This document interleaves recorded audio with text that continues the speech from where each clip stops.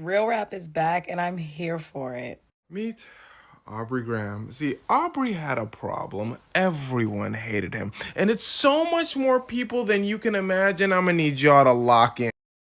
This is incredible.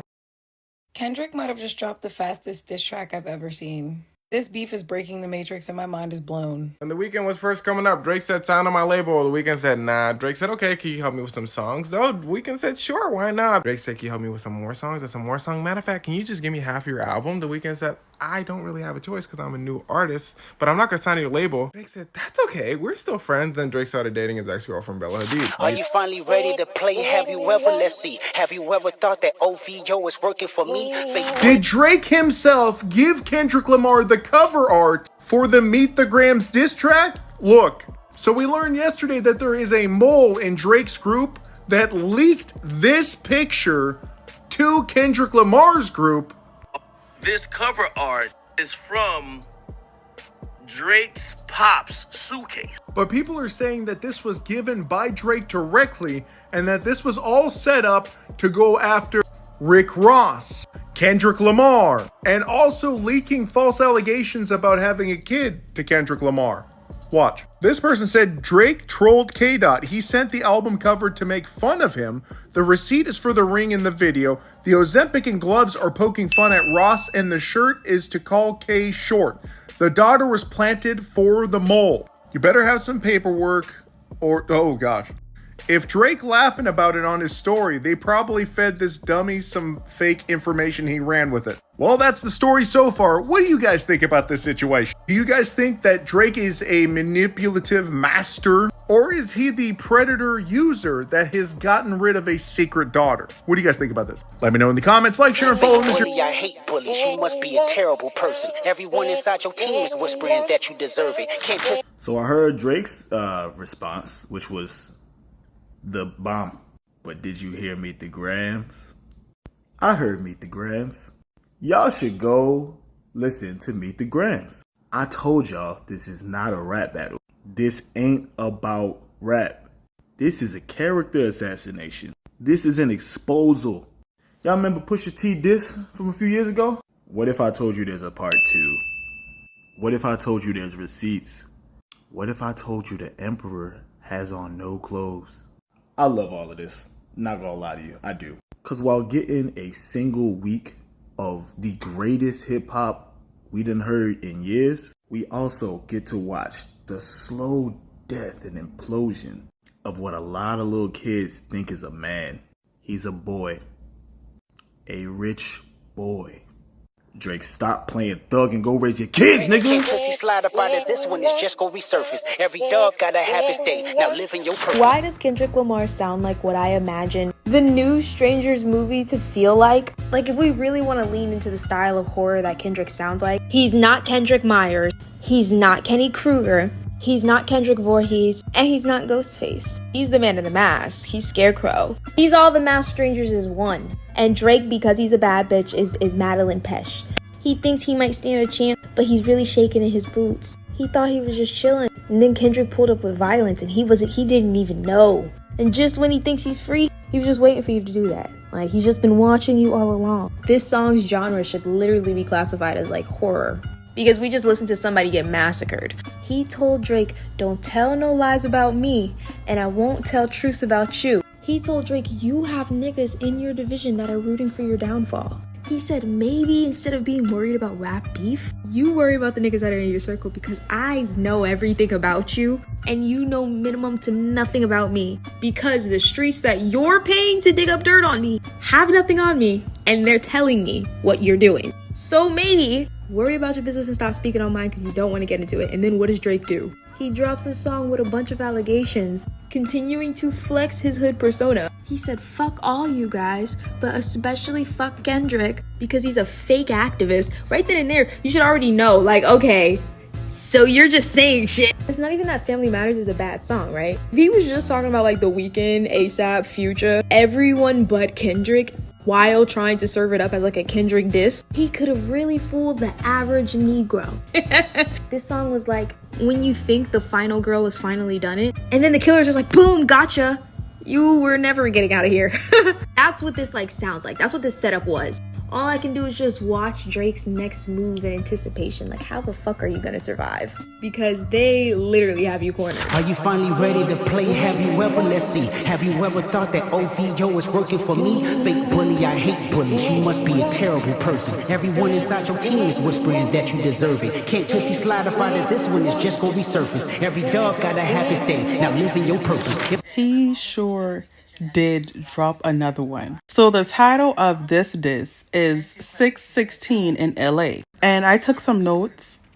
Let's get into it, okay? First, the opening is the Al Green sample of, his famous song, I'm so in love with you. That is what is playing in the beginning and the ending of the song. Then he started talking about God. He started talking about how it's survival and somebody is lying. He said that he got angels watching over him and he finds peace when he put his kids to sleep, says a prayer, and goes to sleep. Basically insinuating that he's a God-fearing man and he loves being a family man and he loves his peaceful life. But he also said that, hey, with all this peace, I am willing to go to war. He said, who would I be if I did not go to war? He said that he's basically willing to let this man bleed if the world got to see that. He said that he comes from love, and he said that the industry is cook, and he is tearing the corpse apart. He also name-dropped academics. He said that academics is compromised and that he hates bullies, and he said, don't you ever just stop and think, maybe OVO works for him? He says that everyone in Drake's team is saying that he deserves everything that's coming towards him, and says that he's a terrible person and he cannot Tootsie slide out of this fade. He said if Drake was street smart, he would be smart enough to know that his entourage is trying to hustle him. He said that he got 100 people on his team and 20 people want to see Drake have a casualty. And they're tired of his lifestyle and the life that he's living, but nobody is ballsy enough to say how they feel about him. He told him to live in his purpose, every dog has his day, and that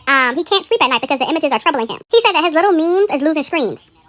Y'all know Drake love a meme now. He said that he cannot hide his personality behind Wi-Fi, and before he feel like he is all alone, think about what would Mike do. So basically, Drake entourage wants to see him fail. They're sick of him, but they just don't know how to say it. And Kendrick is his big bro, and he's trying to give him some advice. He just needs to listen to this advice and bow out gracefully. Not only did Kendrick Lamar call the song 616 in LA, timestamping it like how Drake does. Not only did he do Drake's flow, better than Drake does it.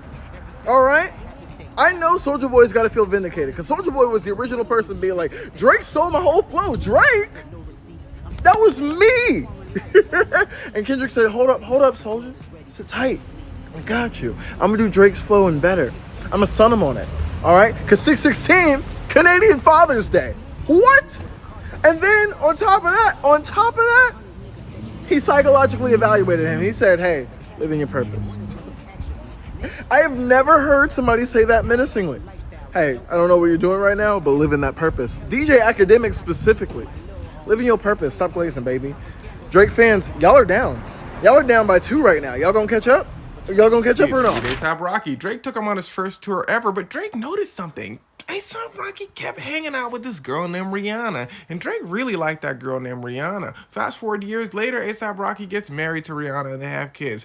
Drake didn't like that very much. So Drake starts saying mean things about him and his wife, so he gets mad. Meet Ricky. He thought Drake was a little weird because of the whole Meek Mill situation and for the fact that Drake called for a cease and desist on a French Montana song behind the scenes. But Rick said, we're still friends. Rick Ross then features on Metro Boomin's new album, does not say anything about Drake, but Drake took it some type of way. So Drake invites Rick Ross's ex-girlfriend to his concert. Rick Ross doesn't like that very much, so he gets upset. Which brings us to Metro Boomin himself, who's the man who kind of started this whole thing. See, Metro didn't really like Drake because Drake has always been weird in the industry. He thought it was a little strange that Drake was still getting awards for an album that nobody listened to, and Metro was not getting any awards for his album that everyone listened to. Drake said, screw you. Metro said, screw you back. Future didn't have no big problems with Drake, but he's very close with Metro Boomin, and he's been in the industry a long time. He knows. So he probably thought, I see where Metro's coming from, but it wasn't that deep for him. Drake didn't see it that way. Future, you chose your side. I don't care if you're talking about me or not on the album. Screw you too. Kendrick.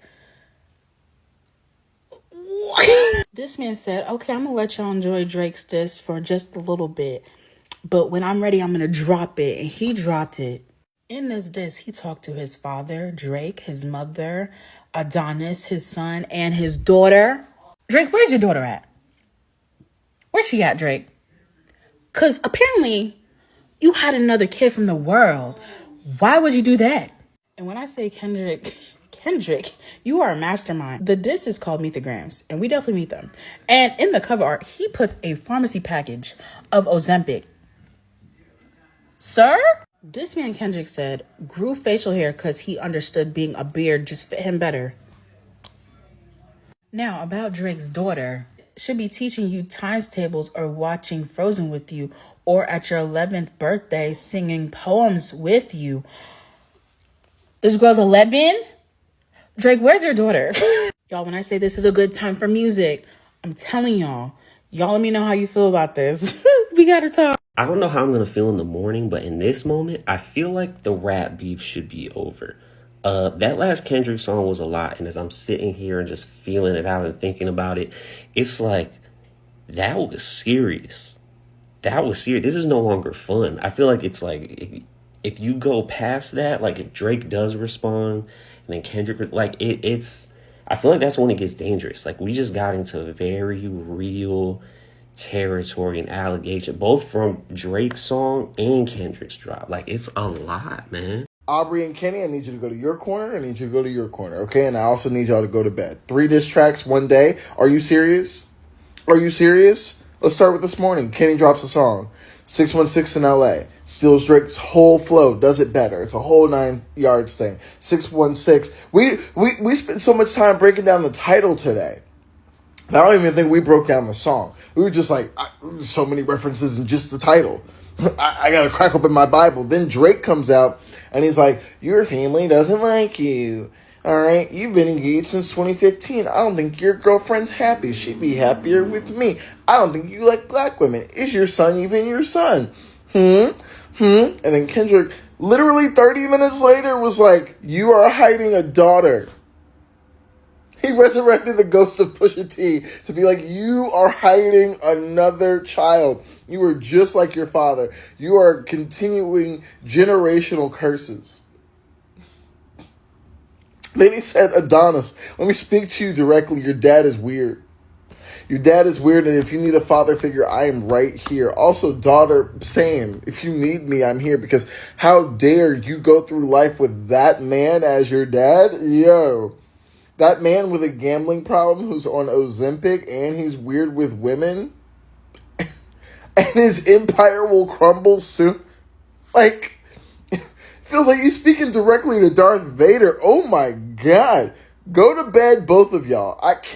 I'm not staying up till 4 a.m. dissecting this. I can't. I have work in the morning. I got another double to work. Please. Please leave me alone. Please.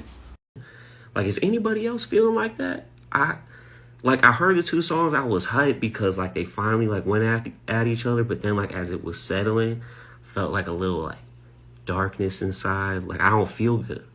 Like I don't feel good after hearing those 2 diss tracks at all. Kendrick, another one, a 4th diss track. At this point, bring DJ Khaled in it, because I don't bring everybody who you did. I mean, you did bring everybody into it who needed to have been brought into it. This is why you don't mess with quiet people. If they say don't bother them, leave them the hell alone, because once they start, they never finna stop. You have beef with Kendrick Lamar, you're gonna have beef with Kendrick Lamar forever. And see, I know this is gonna be the point where people start saying, okay, like, wait, we getting tired, but listen to the song and then like you're not gonna be tired. So then it's like, is this the cost of real rap? Is lengthy, like long? I'm gonna have to accept it. This is basically an album at this point. This is the Drake diss album. You could literally compile. Actually, somebody do that. Spotify, Apple Music, you can literally compile every artist diss against Drake, and this is damn near an EP.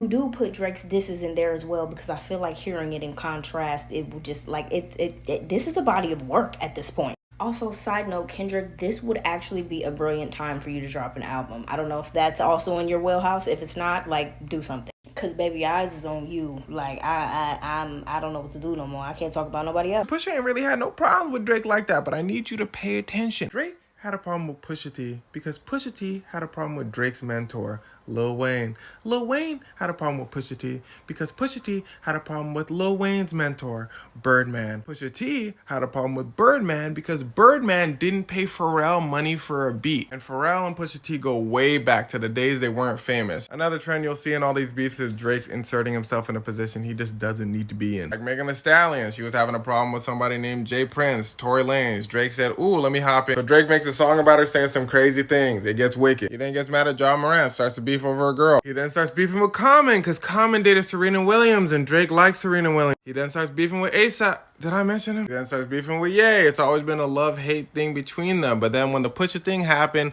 Pusha T is signed to Kanye's labels. They were close, so Kanye chose Pusha T's side. But then Drake starts getting close to Kim Kardashian. Kanye thought that was weird, so he said, screw you, Drake. He's also had beef with Tyga, Joe Budden, Jhené Aiko, Tinashe, Childish Gambino, I believe. A million people. But most of all, the people have always been a little annoyed with Drake. Fun fact, Drake as well as Kid Cudi and Kanye were the first people to make semi-nerdy cool in the rap game. Those three were in the forefront of rap is changing, but everyone tolerated Kanye and Kid West, but Drake took things to a whole nother level. Let's just be frank, Drake is half white, but that's not the problem. The problem is to many people, Drake puts on a persona of blackness. If you're not black, that's not up for discussion. Listen closely. J. Cole is half white, but he acts like J. Cole. Accepted. Lil Yachty is from the suburbs. Acts like Lil Yachty. Accepted. So Drake being half white and being from the suburbs really has nothing to do with it. It's the fact that he pretends to be someone he's not that kind of annoys some people. It's the fact that many artists claim that he takes their songs. XXXTentacion is one of these people. This is why his whole crew OVO hates him, because they make music too. But apparently he takes all their songs and doesn't let them release any music. It's the ghostwriter claim. It's the fact that he's always messaging young women. It's the random petty stuff he does online. Now you may be asking yourself, has all this been going on for 15 years? Why would people still mess with Drake like that? Well, that's because he was making good music. The moment he stopped making very good music, the bubble that he'd been building for so many years was ready to pop. And then there's Kendrick Lamar. See, Drake took Kendrick on his first tour, the same one that he took A$AP Rocky on. But then Kendrick comes out with a song called Control. It's a Big Sean song as well. And Kendrick is throwing shots at everybody in the industry, but it's friendly competition. He said, I got love for you all. Everybody he named was cool with it. In fact, they said, if you got named in that Kendrick verse, that means you're a good rapper. Everyone except for Drake. You see, Drake took it the hardest. He took it very personal. Drake went to Kendrick, said, Kendrick, Drake said, why would you say you got love for me, but then say you want to take the rap crown from me? I would like an apology. Kendrick said, okay, I'm sorry that you took it the hardest. In fact, I hate you, and I've always hated you. You know why? Because you're weird. I don't like your morals. I never wanted to say anything, but it turns out I just found out that I'm a little weird as well, so let's talk about it. Drake said, fine, we finna see who the craziest. Kendrick said, you don't want to do that. Everyone in the industry tried to tell Drake, you don't want to do that. Drake did it. Well, that's why we're here now.